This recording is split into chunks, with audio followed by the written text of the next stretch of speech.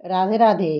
আমার সকল দর্শক বন্ধুকে কবিতার ব্লকে অনেক অনেক স্বাগত জানিয়ে আজকের ভিডিও শুরু করছি।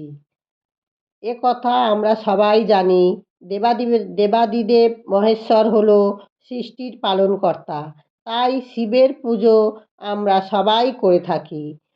আর মনে করা হয় মহাদেব ভক্তিতেই সন্তুষ্ট থাকে। তাই বাবা ভোলেনাথের পুজো বাড়ির সবাইকে করা উচিত, ছোট বড় পুরুষ মহিলা সবার। এতে সংসারে শুধু মঙ্গল নয়, রোগ ব্যাধি থেকেও মুক্তি পাওয়া যায়। তাই আজ আমি কিভাবে বাড়িতে শিব পুজো করছি সেটা তুলে ধরছি। ফুল তুললে আমি এবং আমার বৌমা দুজনে রেডি হয়ে মন্দিরের দিকে যাচ্ছি। পুজোর জন্য দুজনে রেডি হয়ে একসঙ্গে পুজো দিতে যাব। যেহেতু ওর প্রথম শ্রাবণ মাস, তাই ও সঙ্গে শিবের জল ঢালবে। তাই ও রেডি হয়ে যাচ্ছে, দুজনে মন্দিরে পুজো দেবো একসঙ্গে। এবার আমরা মন্দিরে এসে গেছি, এসে গিয়ে আমরা দুজনে পুজোর আয়োজন করছি। আয়োজন করে আমরা শিবের মাথায় জল ঢালবো, তাই দুজনে মিলে আয়োজন করছি পুজোর। দেখো, শিবের পুজোর আয়োজন করতে কি কি লাগে। আমরা প্রথমে গোটা ফল রেখেছি। আমরা প্রদীপের সলতে করে প্রদীপটাকে জ্বালাবো। জ্বালানোর পরে আমরা এবারে অভিষেকের জন্য জলও তৈরি করে নিয়েছি। তারপরে অভিষেক করার জন্য আমি শিবকে নামাবো, নামিয়ে একটা থালার মধ্যে বসিয়ে তাইতে আমি শিবকে বসাবো, শিব ঠাকুর মহাদেবকে বসাবো। বসিয়ে আমি ওইখানে অভিষেক করাবো। কিন্তু তার আগে আমার গোপাল আছে, গোপালকেও আমি একটু অভিষেক করাবো। গোপালকে তো আজকের অভিষেক করানো হয়নি, তাই আমি মহাদেবের আগে আমি গোপালকে অভিষেক করাবো। গোপালকে অভিষেক করানোর পরে মহাদেবকে চান করাবো। এবার মহাদেবের চান করানোর জন্য আমি জলে পঞ্চদ্রব্য মিশবো। তার জন্য আমি রেখেছি সব রেডি করে। আর পুজোর জন্য আমি ফুল তুলে এনেছি। ফুলের মধ্যে ধূর্বা ফুল, আকন্দ ফুল, নীলকণ্ঠ ফুল।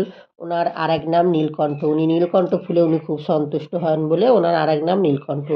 মহাদেব অল্পেতে সন্তুষ্ট হয় বলে মহাদেব আরেক নাম আশুতোষ। জলের মধ্যে আমি ঘি, মধু, দুধ, গোলাপ জল, শর্করা দিয়ে আমি জলটা একত্র করে নিয়েছি। চন্দন নিয়েছি, ধূপ জ্বেলেছি, মঙ্গলদ্বীপ জ্বেলেছি, প্রদীপ জ্বেলেছি। কিন্তু তর্জনী আঙুল না ঠেকিয়ে আপনারা সব কাজ করবেন, কেননা ওই আঙুলটা কোনো শুভ কাজে লাগাতে নেই। এবারে আমরা গোপালের অভিষেক করাবো। গোপালের অভিষেক করাবো জলশঙ্খ দিয়ে। আর জলের মধ্যে দেব ঘি, মধু, কর্পূর, অগ্রু আর গোলাপ জল। এই 5টি দিয়ে আমি গোপালের অভিষেক করাবো। গোপালের অভিষেক করানোর সময় আমি মন্ত্র বলবো 3 বার। ওং নমো ভগবতে বাসুদেবায়, ওং নমো ভগবতে বাসুদেবায়, ওং নমো ভগবতে বাসুদেবায়। আপনারাও ঘন্টা বাজিয়ে আপনারা এইভাবে অভিষেক করবেন। আমার অভিষেক করা হয়ে গেছে, আমি ওনাকে সাজিয়ে ওনার আসনে বসিয়ে দিয়েছি। এবারে আমরা মহাদেবের অভিষেকের জলের মধ্যে দেব ঘি, মধু, দুধ, শর্করা দিয়ে আমরা জলটাকে তৈরি করে নেব। এবং আমরা ওই দ্রব্যগুলো দিয়ে আমরা শিবলিঙ্গে মাখিয়ে নেব। তারপরে এক এক করে সব মাখিয়ে নেব। প্রথমে আমরা ঘি মাখিয়ে নেব, তারপরে মধু মাখিয়ে নেব। আমি ভালো করে মধুটা মাখাবো, মধু মাখিয়ে নেব ভালো করে। আমি মধু মাখিয়ে নেওয়ার পরে আমি দই দিয়ে অভিষেক করাবো। দইটাকেও ভালো করে গায়ে মাখিয়ে নেব। তারপরে আমি শর্করা দেব, শর্করা দিয়ে সেটাও আমি গায়ে মাখাবো। মাখানোর পরে আমি এবারে জল দেব, জল দিয়ে অভিষেক করাবো। শর্করাটাকে আমি ভালো করে গায়ে মাখিয়ে নেব, গোটা গায়ে। মাখানোর পরে আমি জল দেব, জল দিয়ে আমি অভিষেক করাবো। মাথায় বেলপাতা দেবো, অভিষেকের আগে মাথায় একটা বেলপাতা দেবো। বেলপাতা দিয়ে আমি একটা তামার ঘটিতে করে দুধ নিয়ে আমি ঢালবো। 3 বার ঢালবো, বলতে থাকবো, মন্ত্র বলবো যে ওং নমঃ শিবায়, ওং নমঃ শিবায়, ওং নমঃ শিবায়। এইরকম 3 বার আমি এইরকম অভিষেক করাবো। এর ঘন্টা বাজিয়ে 3 বার মন্ত্র পড়ে অভিষেক করাবো। আমি গঙ্গা জল দিয়ে ওনাকে ধুয়ে নেব।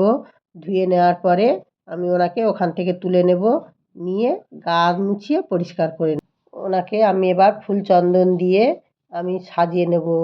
ফুল বা একটা জায়গায় বসিয়ে গোলাপ নীলকণ্ঠ ফুল দেব, তারপরে আমি ধুতরা ফুল দেব, আকন্দ ফুল দেব, বেলপাতা দেব। বেলপাতা দিয়ে ওনাকে সাজিয়ে ওনার আসনে ওনাকে আমি বসিয়ে দেব।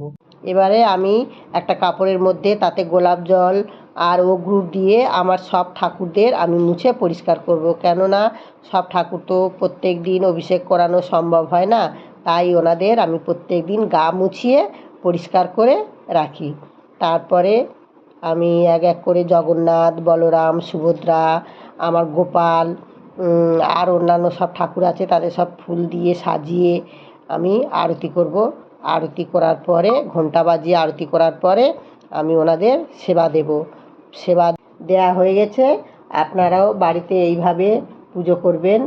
আমার ভিডিওটা ভালো লাগলে শেয়ার, কমেন্ট, লাইক করবে, সাবস্ক্রাইব করবে। আমি আবার নতুন ভিডিও নিয়ে ফিরে আসছি। রাধে রাধে।